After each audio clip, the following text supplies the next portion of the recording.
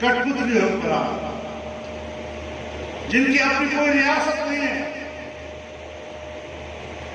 وہ ریاستیں در حقیقت کالونیاں ہیں امریکہ کی، آج وہاں پر بھی اسرائیل کو تسلیم کرنے کی باتیں ہو رہی ہیں۔ آپ کا دباؤ ہوگا تو انشاءاللہ کچھ بھی نہیں بچ سکتے۔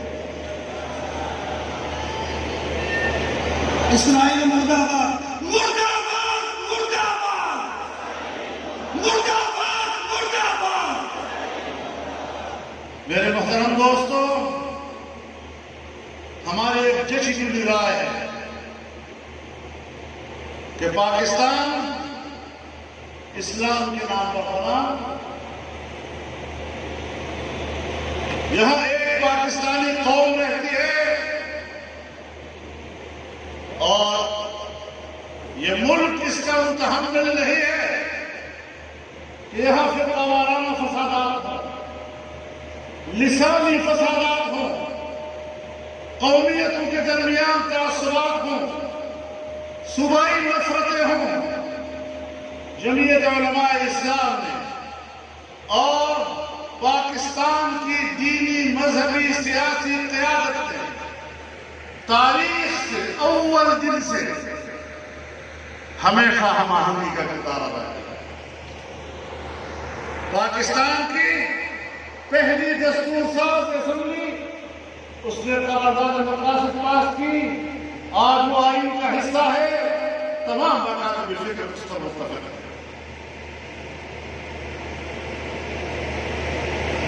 سن 1951 میں تمام مکاتب فکر کے علماء کرام نے 22 اسلامی دفعات پر اتفاق کیا، آج اس پر اتفاق ہے، کسی مکتب فکر نے اس سے اعتراف نہیں کیا۔ سن 1973 کے آئین اور اس آئین کے اسلامی دفعات پر تمام مکاتب فکر کا اتفاق ہے، کسی کا اعتراف نہیں۔ ختم نبوت کے حوالے سے ترمیم آئی، تمام مکاتب فکر کا اتفاق ہے، کسی کا اعتراف نہیں۔ ناموس رسالت کا قانون آیا، تمام مکاتب فکر اس پر متفق ہیں اور آج بھی کسی کا اعتراف نہیں۔ اسلامی نظریاتی کونسل بنی، اس کے تمام سفارشات آج بھی متفقہ ہیں اور کسی مکتب فکر کا ان سفارشات پہ اختلاف نہیں۔ لیکن پھر بھی یہاں پر مسلکی فسادات ابھارنے کے لیے ان کو کہیں نہ کہیں سے نہیں جاتا، کوئی عمل کی صورت میں اور کوئی رد عمل کی صورت میں۔ اگر کوئی شخص بازار صحابہ کرام کے خلاف بازاری زبان استعمال کرتا ہے، پاکستان کے 70 سالوں میں ہمیں بھی کچھ تجربہ ہو گیا ہے کہ اس کے پیچھے کون کا فرما ہوگا۔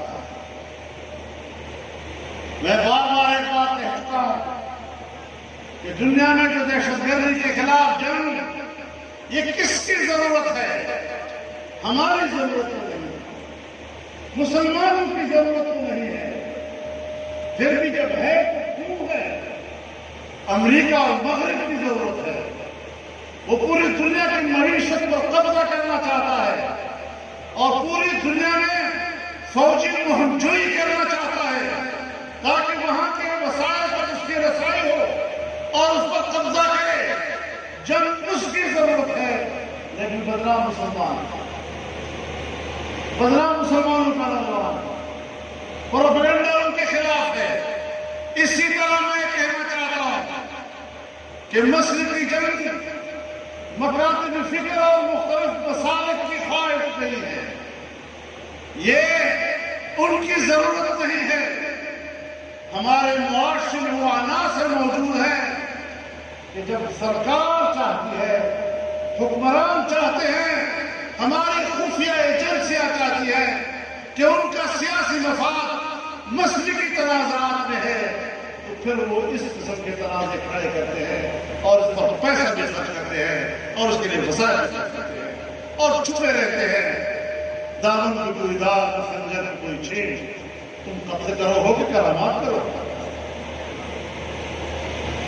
لہذا ہم نے رد عمل دیا اور یہ رد عمل ہمارا حق تھا، اور ہم آج بھی کہنا چاہتے ہیں کہ کسی کے مقدسات کے خلاف ایسی زبان استعمال کرنا کہ جس پر رد عمل آئے اور بالآخر مسئلہ فسادات تک جائے، عمران خان کے مفاد میں ہے کہ لوگ مسلمی طور پر لڑیں، خون خرابہ کریں، ان کی دکانیں چمکیں اور سیاسی دنیا سے لوگوں کی ذہن ادھر ہو جائے اور پھر وہ آرام سے حکومت کریں اور ہم اور آپ آپس میں لڑتے ہیں۔ لہذا یہ جو آج آپ کا اجتماع ہے یہ ایک سیاسی اجتماع ہے، اور آپ دنیا کو پیغام دے رہے ہیں کہ ہم کسی کو بھی پاکستان کا آئین اور قانون ہاتھ میں لینے کی اجازت نہیں دے سکتے، اور جب آئین اور قانون کوئی ہاتھ میں لیتا ہے تو اس کے ساتھ مجھے کیوں لڑاتے ہو؟ ریاست کی بھی کوئی ذمہ داری ہے یا نہیں؟ وہ فوراً ہاتھ ڈالے اور اس کو کنٹرول کرے۔ نہیں کرو گے تو فساد کا ذمہ دار کون ہے؟ لہٰذا ان چیزوں کو جمعیت علماء اسلام نے اور مجلس احمد نے ہمیشہ کنٹرول کیا ہے، اور آج بھی ہم فسادات کی طرف نہیں جانا چاہتے، خون ریزی کی طرف نہیں جانا چاہیں گے۔ ہم ایک خاص حد میں رہ کر قانون کا حق استعمال کرنا چاہیں گے اور اس سے زیادہ نہیں۔ ملک فساد کی طرف لے جانا، قتل و غارت گری کی طرف لے جانا، اور اس کو سوائے جذبات کی تسکین کے ماضی میں بھی کہو ہمارے 20,000 تک نوجوان اسی مستی کے تنازعات میں شکار ہو گئے، اس طرف سے بھی یہی ہوا، کیا نتیجہ ہے؟ لیکن میں حکمرانوں کو بتانا چاہتا ہوں کہ پاکستان کا اور خیبر پختونخوا کا اصل مینڈیٹ یہ ہے جو یہاں اس جلسے میں بیٹھا ہوا ہے۔ اس اجتماع میں تاحد نظر انسانوں کا سمندر یہ اس صوبے کا مینڈیٹ ہے، یہ وہ مینڈیٹ ہے جس کو 2018 کے الیکشن میں تم نے چوری کیا۔ میرے نوجوانوں، آپ اپنے اجتماع کو دیکھیں، پورے صوبے سے جس طرح فوج در فوج لوگ کھنچتے چلے آئے، آپ کو کسی نے پیسے تو نہیں دیے، کسی نے کرایہ تو نہیں دیا، نہ آنے کا اور نہ جانے کا، ہمارے دل نے کہا کہ ہم نے جانا ہے، تو پھر سمجھ لو کہ اس صوبے کی حکومت آپ ہے، وہ نہیں جو حکومت کے مراکز میں ہے۔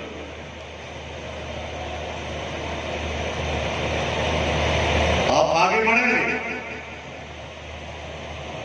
تو اسرائیل کو تسلیم کرنے کا منصوبہ خاص ملے گا، آپ آگے بڑھیں گے تو ناموس رسالت کے تحفظ کی ضمانت ملے گی، آپ آگے بڑھیں گے تو ختم نبوت کے منکرین کے منصوبے اور ریشہ دوانیاں ماند پڑ جائیں گی، بے اثر ہو جائیں گی۔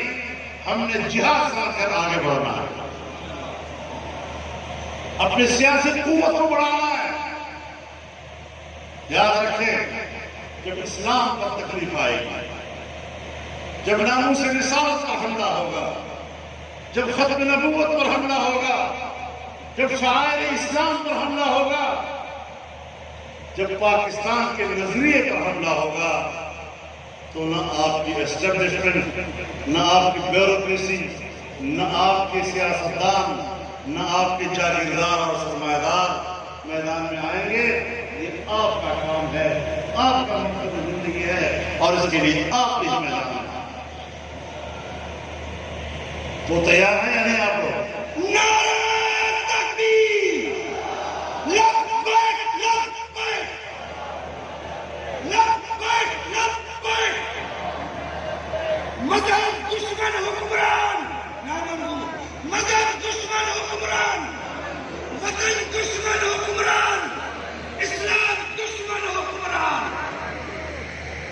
ہم نہ اس ملک میں